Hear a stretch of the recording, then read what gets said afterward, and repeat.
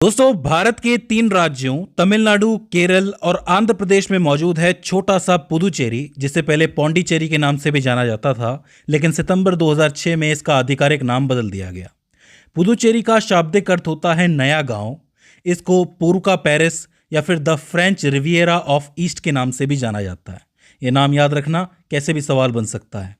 ध्यान देने वाली बात यह है कि एक अनोखा केंद्र शासित प्रदेश है, क्योंकि इसके 4 जिले आपस में नहीं जुड़े हुए हैं। इसमें से एक तो आंध्र प्रदेश में मौजूद है, एक केरल में मौजूद है, बाकी तमिलनाडु के अंदर मौजूद है।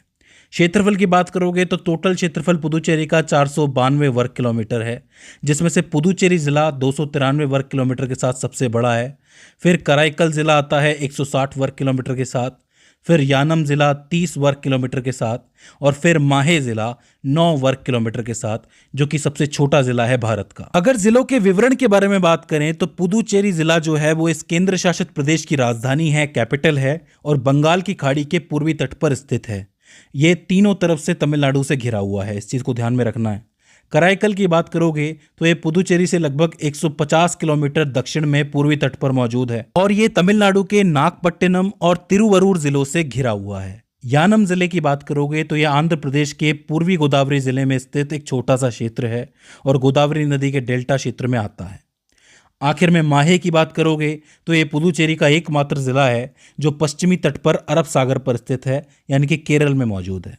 केरल का जो कन्नूर और कोझिकोड जिला है वो इसमें पूरी तरीके से घिरा हुआ है, मतलब दोनों से घिरा हुआ है, दोनों में ही आता है माहे जिला। तो इसे आपको ध्यान में रखना है। अगर हम पुदुचेरी के ऐतिहासिक विकास की बात करें तो साल 1668 में फ्रांसीसियों ने सूरत में अपना पहला व्यापारिक केंद्र स्थापित किया था, यानी फ्रांसीसी जो सबसे पहले सूरत में केंद्र बनाया उन्होंने। फिर साल 1673 में बीजापुर के जो सुल्तान थे, उनके जो सूबेदार थे शेख खान लोधी, उन्होंने पांडिचेरी में एक व्यापारिक केंद्र बनाने के लिए फ्रांसीसियों को इजाज़त दे दी, और इसके बाद पुदुचेरी 138 वर्षों तक फ्रांसीसी शासन के अधीन ही रहा था। इसके बाद जब भारत को आज़ादी मिली तो 1 नवंबर 1954 को फ्रांसीसी सरकार ने पांडिचेरी, कराईकल, माहे और यानम को भारत सरकार को अनौपचारिक रूप से सौंप दिया था, मतलब अनऑफिशियली सौंप दिया था, और इसी दिन को पुदुचेरी में स्वतंत्रता दिवस के रूप में मनाया जाता है, 1 नवंबर 1954। इसके बाद 1962 यानी कि 16 अगस्त 1962 को एक औपचारिक हस्तांतरण हुआ था, मतलब एक संधि पर साइन किए गए थे, जिसके तहत फ्रांस ने इन क्षेत्रों को भारत को पूर्ण रूप से सौंप दिया गया था। मतलब पहले 1954 में अनऑफिशियली सौंपा था और 1962 में ऑफिशियली सौंप दिया था। दोनों तारीख इंपॉर्टेंट है, 1 नवंबर 1954 और 16 अगस्त 1962। इसके बाद 1 जुलाई 1963 को केंद्र शासित प्रदेश शासन अधिनियम 1963 के तहत पुदुचेरी को आधिकारिक तौर पर एक यूनियन टेरिटरी या फिर केंद्र शासित प्रदेश का दर्जा दिया गया था। खास बात यह थी कि इस जगह की अपनी विधानसभा बनाई गई थी और मंत्री परिषद भी बनाया गया था। तो ये यूटी तो है, लेकिन इसके अंदर अपना सीएम होता है, जैसे दिल्ली के अंदर होता है वैसे इसके अंदर भी होता है। तो 3 तारीखें आपको याद रखनी है। 1 नवंबर 1954 अनौपचारिक रूप से भारत के हाथ में आया पुदुचेरी। उसके बाद 16 अगस्त 1962 को औपचारिक रूप से आया। उसके बाद 1 जुलाई 1963 को इसको यूटी बना दिया गया था। अब देखो, चूंकि इसको केंद्रीय शासित प्रदेश बनाया गया था तो जाहिर सी बात है यहाँ पर बहुत सी विरासतें थी। इन विरासतों को समझने के लिए आप देख सकते हो कि पुदुचेरी को 2 मुख्य क्षेत्रों के अंदर बांटा गया है। सबसे पहले आता है फ्रेंच क्वार्टर, जिसको व्हाइट टाउन के नाम से भी जाना जाता है, जो कि ग्रैंड कैनाल के पूर्व में स्थित है।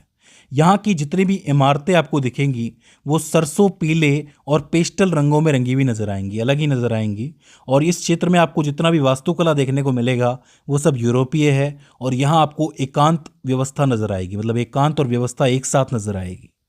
दूसरा हिस्सा है तमिल क्वार्टर, जिसको हेरिटेज टाउन के नाम से भी जाना जाता है। ये ग्रैंड कैनाल के पश्चिम में मौजूद है, और यहाँ आपको वास्तुकला पारंपरिक द्रविड़ शैली की नजर आएगी, जिसमें आपको थलवरम और थिन्नाई ऐसी विशेषताएं देखने को मिलेंगी। यहाँ की वास्तुकला सामुदायिक मेलजोल को बढ़ावा देती है, मतलब एक तरफ आपको यूरोपीय दिखेगी, एक तरफ आपको तमिल दिखेगी द्रविड़ शैली की, तो मिली जुली सी है। इसीलिए इसी संस्कृति को बचाने के लिए इसको यूटी बनाया गया था। अगर यहाँ के प्रमुख पर्यटक और विरासत स्थलों की बात करेंगे तो यहाँ पर आध्यात्मिक केंद्र मौजूद है, श्री अरबिंदो घोष आश्रम और ओरोविल, जो मानव एकता को समर्पित एक अंतर्राष्ट्रीय समुदाय है, यहाँ के महत्वपूर्ण आध्यात्मिक केंद्र हैं।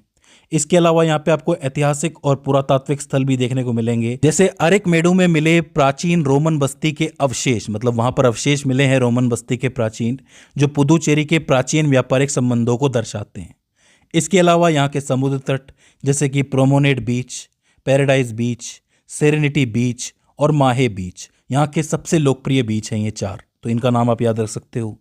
और अन्य विरासत स्थलों की बात करोगे तो पांडिचेरी बॉटनिकल गार्डन काफ़ी इंपॉर्टेंट है। बॉटनिकल गार्डन, इसमें आपको 1500 से ज़्यादा पौधों की प्रजातियां देखने को मिलेंगी और साथ ही वरदराज पेरुमल मंदिर जैसे बहुत से मंदिर भी देखने को मिलेंगे। इसके बाद अगर पुदुचेरी की अर्थव्यवस्था के बारे में बात करें तो पुदुचेरी की अर्थव्यवस्था मुख्य रूप से कृषि और पर्यटन पर निर्भर करती है।